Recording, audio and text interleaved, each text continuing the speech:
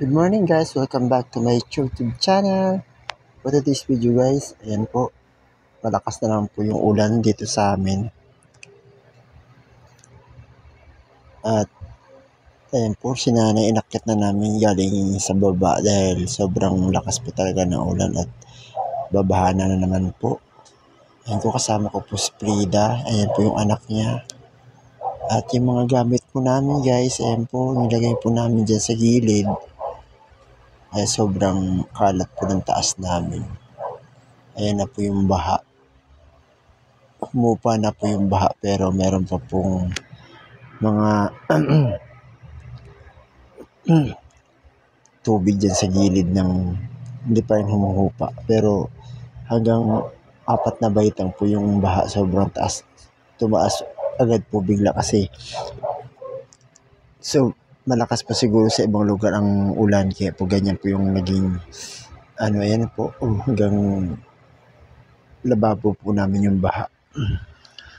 Pasensya na kayo guys, sabi kasi namamalat po ako ngayon. Ayan po yung sa baba namin. Pero nasa taas po kasi kami ngayon. Kaya, ayan, pinapakita ko po yung baha, yung hanggang saan yung baha namin. Ayan guys, yung wheelchair yung nanay na iwan po namin sa baba. Ayan po mga gamit na. Pero yung iba namin gamit nakakita po namin sa taas. Ayan po yung baha. Sobrang, po talaga ng putik. Kapal ng putik na yan pag humupa na po yan guys. Ayan po. Medyo humupa na po ng konti. Ayan guys. Ayun po, nasa taas na po tayo. Ayan, bumalik ulit ako sa taas para i-video yung mga gamit. Ayan po, sobrang sikip po ng namin. Ito na lang guys, naiakit agad namin yung washing machine. Kung hindi, sira na naman yung washing machine namin. Pasensya na po kayo guys sa aming bahay. Napakakalat po talaga dahil tuwing binabaha dyan, nilalagay namin yung mga gamit namin sa taas.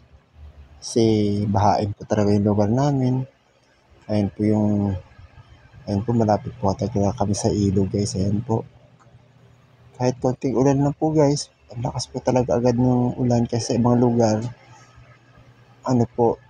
malakas ang ulan dito sa amin mahina. Pero yung daluyan kasi ng tubig guys, makitid lang po at may mga bata din po naglalaro din sa may tulay.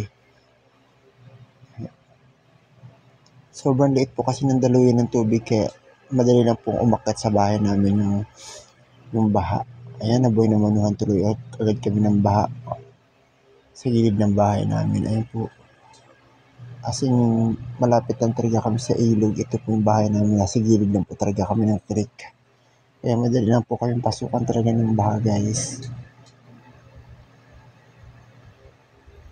Ayan yung lugar namin. Yung bubong namin sira-sira. Pero at least di na po tumutulo sa loob ng bahay kasi ginawa namin ang paraan. And guys, sobrang likot po ng aking video kasi ako lang po nag-video kasi natataranta na po talaga ako kanina. At ngayon guys, baba tayo sa baba. Ayan, maglilinis na po tayo kasi humupa na po yung baha at puro putik na po ang naging sanhi ng baha namin. Ayan po. Tinutulungan na po kami si Carly sa kasi Lebilin. Masabi ni Taba. Yan, nag-uumpisa na po tayo maglinis. Ayan.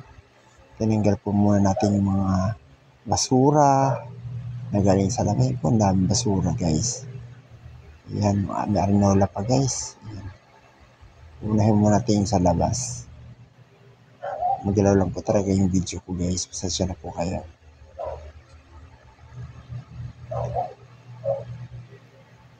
Ayan yung higaan ni nanay. Ilinis muna natin. Bago tayo mag-umpisa, tanggalin muna natin mga basura dyan sa mga gilid-gilid para maging maayos po yung Kaya nag-start na po kami mag-bus ng tubig para may start na po yung tapos na po yung paglilinis namin. Makahupa lang po ng baha.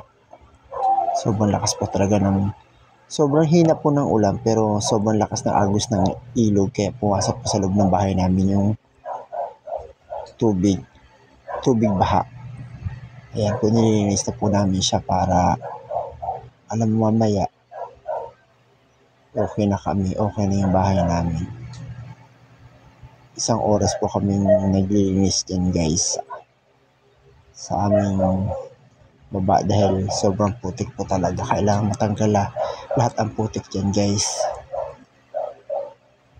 Ayan po yung urukan namin, kailangan lagyan namin ng tubig para hindi kayo mahirapan.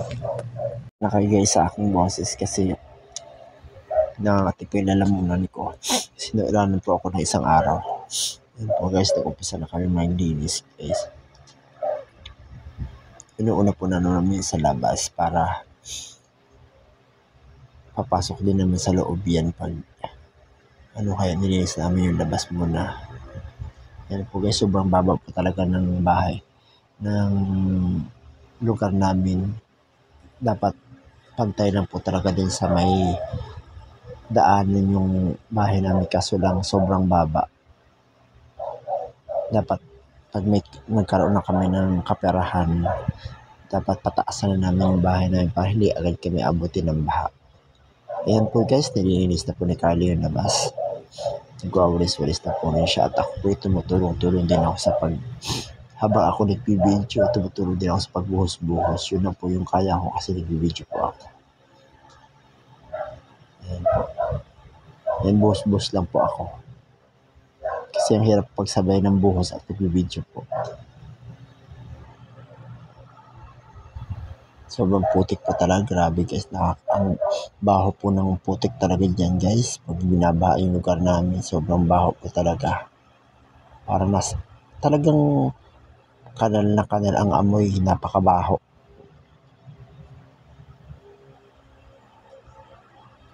Yan po yung wheelchair ni nanay. Yan po guys. Nag-imot-imotan naman ako guys.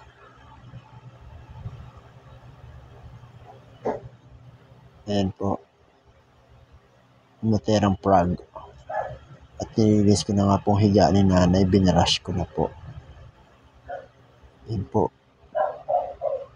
Ako na yung videographer. Ako pa yung naglilinis. Nilinis ko na po guys yung higa ni nanay. Guys, inaayos ko na po yung paglinis-linis ng higa ni nanay para bukas may mahiga na po siya pag umilit na naman guys sa amin. Ayan si Lebilin, yung asawa ng kapatid ko si Taba. Linis-linis po siya dyan guys. Yan, boss po siya. Yan, nalinis ko na po yung higa ni nanay. Wala ko problemahin bukas. Ayan, maputik pa rin yung namin. Kailangan isa-isahin para uurong pa yan. Yan. Sobrang gulo po talaga ang nakakadiri po talaga yung guys. Pag ganito lagi guys, nakakatamad maglinis. Kaya guys, don't forget to share, like, and subscribe sa aking YouTube channel para makatulong po kayo sa amin. God bless po at bye-bye. Maraming salamat sa inyong lahat.